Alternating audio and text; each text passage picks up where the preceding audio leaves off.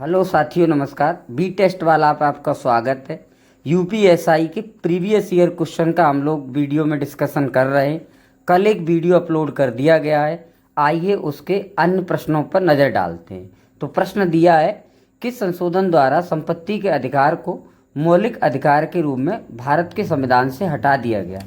इस प्रश्न का सही जवाब है 44वां संविधान संशोधन अधिनियम।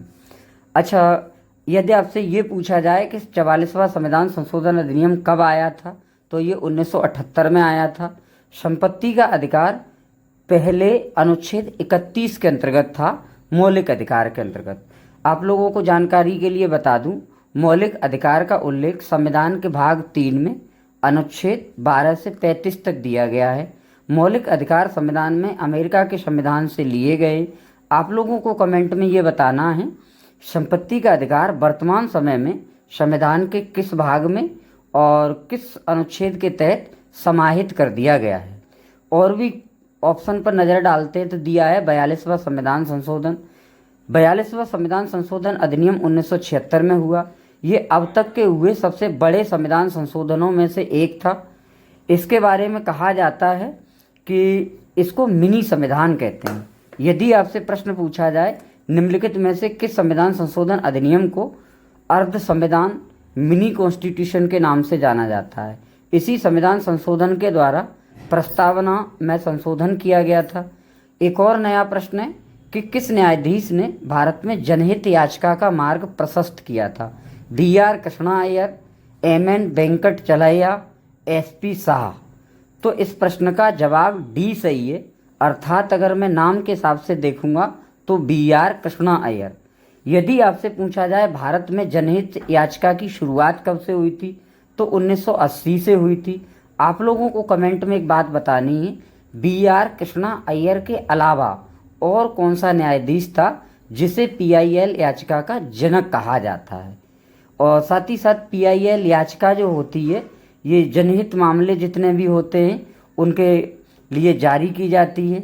तो आपको ये चीज़ें बतानी है कि ये जो जनहित याचिका है वो आपकी, इसका जनक किस किस को कहा जाता है। एक जवाब आपका दे रखा है BR कृष्णा अय्यर, दूसरा आपको बताना। आओ एक और प्रश्न देखते हैं। हाल ही में पारित कृषि अधिनियम के अनुसार किस समझौते की अधिकतम कृषि समझौते की अधिकतम अवधि क्या है। ये प्रश्न 2021 के UPSI की परीक्षा में करंट अफेयर के रूप में पूछा गया था। तो इसका वैसे सही जवाब है 5 वर्ष। आप लोगों को पता है बीजेपी सरकार उस समय 3 कृषि कानून लेके आई थी जो बाद में वापस लेने पड़े। आओ एक और प्रश्न देखते हैं।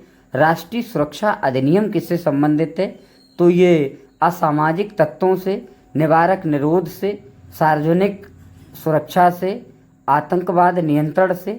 वैसे इसका सही जवाब क्या होगा, तो इसका सही जवाब होगा निवारक निरोध। अब ये राष्ट्रीय सुरक्षा का मामला जो है, जैसे जितने भी नागरिक हैं, आतंकवाद वगैरह से सुरक्षा है, साइबर अटैक वगैरह है, इन सब चीज़ों से ये रिलेटेड है। आप लोगों को कमेंट में ये चीज़ बतानी है कि राष्ट्रीय सुरक्षा अधिनियम जो था ये किस वर्ष आया था। साथ ही साथ में और भी अधिनियम यदि आपसे पूछूं तो आपसे पूछा जाए कि बताना है। चलो एक और प्रश्न नया देखना है। भारत में निष्क्रिय इच्छा मृत्यु को किस मामले में वैध बताया गया है, तो इसका वैसे सही जवाब है अरुणा रामचंद्र सानबाग बनाम भारतीय संघ मामला।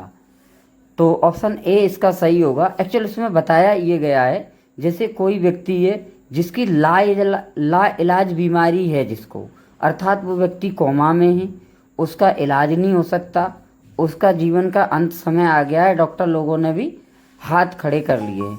ऐसे में उस मरीज के घर वालों से, रिश्तेदारों से पूछकर जो यंत्र है उसे बंद करके उसको मृत घोषित किया जा सकता है। साथियों, यदि आपको वीडियोस पसंद आया हो तो आप वीडियो को लाइक करें, कमेंट करें, सब्सक्राइब करें। जय हिंद, जय भारत।